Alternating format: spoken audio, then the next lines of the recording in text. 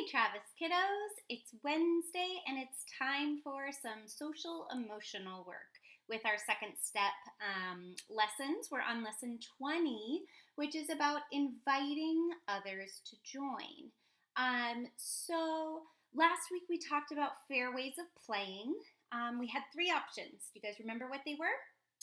We talked about sharing, so doing something together, using some equipment together. We talked about trading.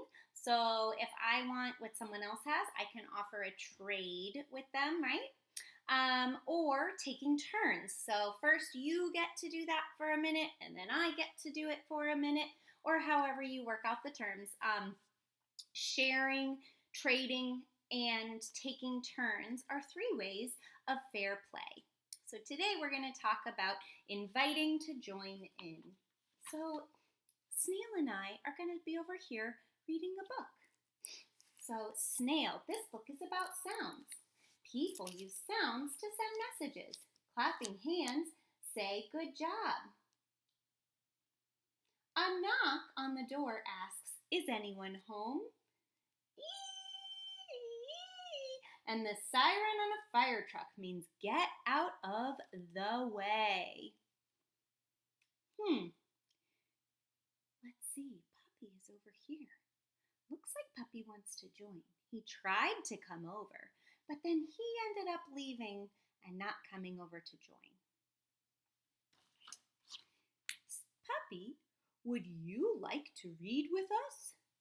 Yes, I would. The book sounds really good. It is. Come sit here by me.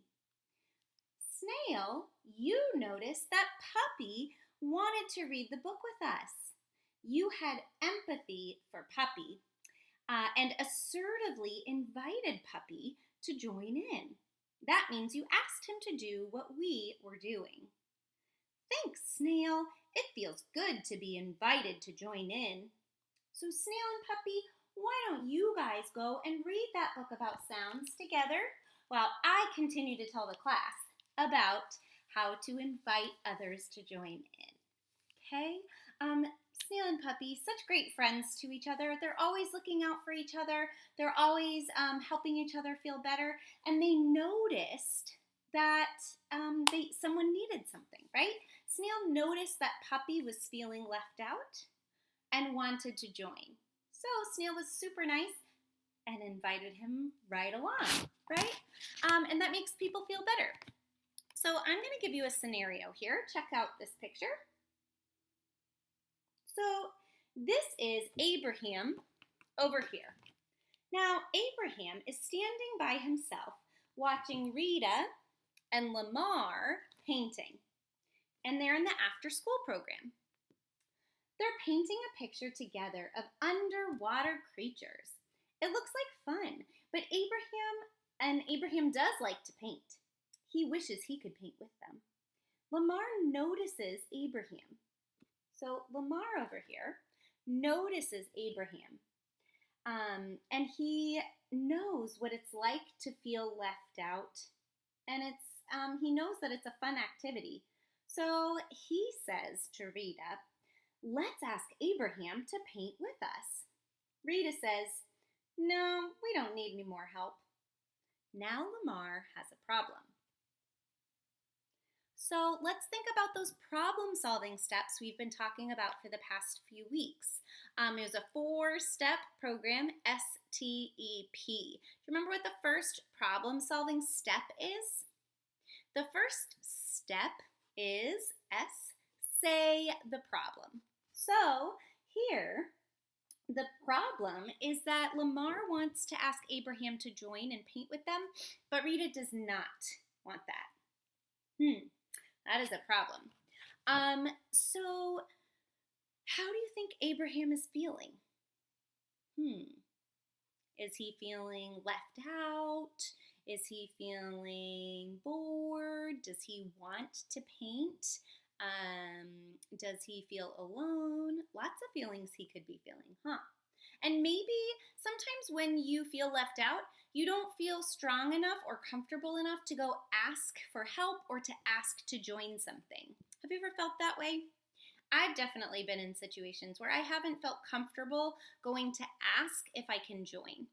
But lucky for Abraham, Lamar feels comfortable standing up and asking Rita if they should have Abraham join. Okay? But now his problem is that he asked and Rita said no. So after you say the problem, what's the next step? T. Think of solutions. So what could be some solutions to this problem? So he could tell Rita that he wants to ask Abraham to paint so he doesn't feel left out.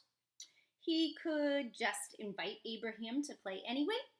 He could choose to do a different painting with Abraham. He could get Abraham another piece of paper and have him paint next to them. He could just let Abraham stand off to the side and sad. So, after we figure out the problem, we say the problem, we think of solutions.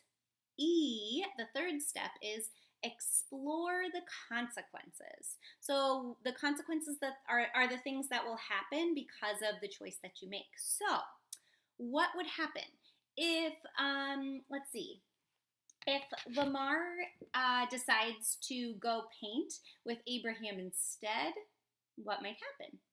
Abraham might be happy, but that might leave Rita sad. If Lamar decides to just leave Abraham out, that definitely won't help the situation, and Abraham will probably be sad, right? He might find something else to do, but not asking him to join might make Abraham sad and still feel left out. He could, if he asked Abraham to come over and sit near him and do some painting, that might make Abraham feel a little bit better, but he won't be part of what Abraham and Rita were doing. If Abraham included him, if Lamar includes Abraham and asks him to paint and join them, even though Rita said no, so Abraham would definitely feel better and included, and he would have fun painting with them. Rita might not like that, or she might be okay with it. Let's see what happens. So, Lamar assertively says to Rita, Rita, it's no fun being left out. Let's ask Abraham to paint with us. Okay? So Rita says, yeah, I guess you're right. Lamar asks, Abraham, do you want to paint with us?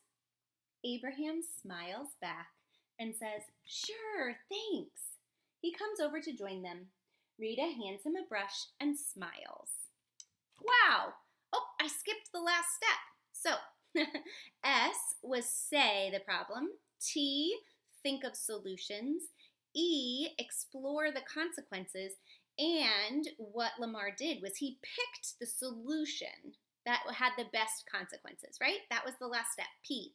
He picked the solution to just invite Abraham over anyway, okay? He did it assertively, and he did it kindly with a smile on his face.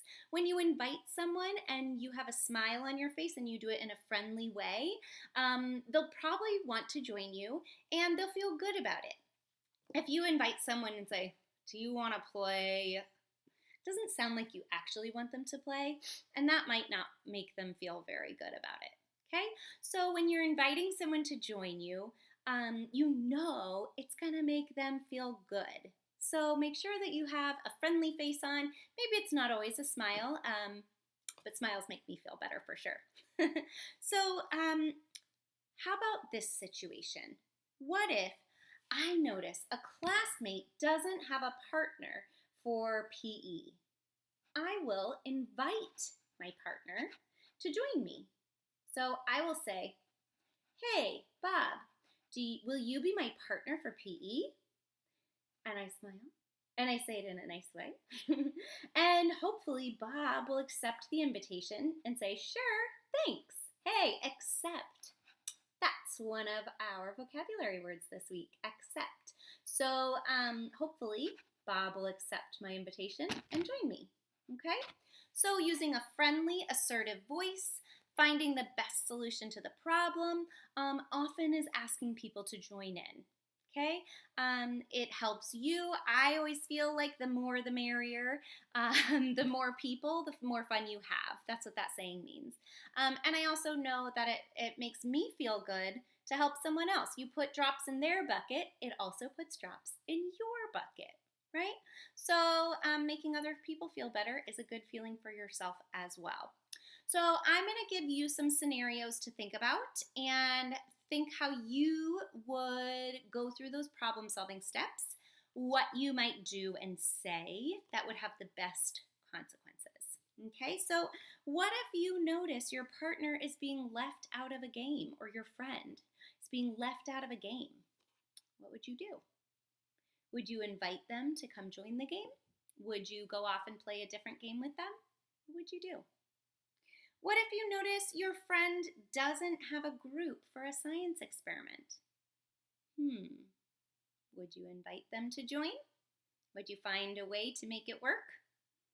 I know right now we can't really invite someone to be near us, but in the future, and when we're back in the classroom, I think that would be a great idea to invite someone to join. What if you're outside playing and you're jumping rope and you notice someone is standing and watching you guys and looks kind of sad? Do you think maybe they want to play?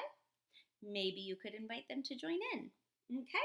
And what if a friend or someone you know is looking for a place to sit at lunch and maybe looks a little lonely and sad off to the side? Would you invite them to join you? I sure hope you would. I know I feel better when people include me. And like I said, when you make other people feel better, it puts a drop in your bucket as well. So inviting people to join, usually, pretty much always, a good idea. And think about that when you come across that. Have empathy for others. Look out for them, okay? You can always have an eye out for others to help them feel better. I'm going to get back to Snail and Puppy so we can finish our book about sounds. You guys go practice those problem-solving strategies, asking others to join in, and maybe even some fair play again from last week. Happy learning!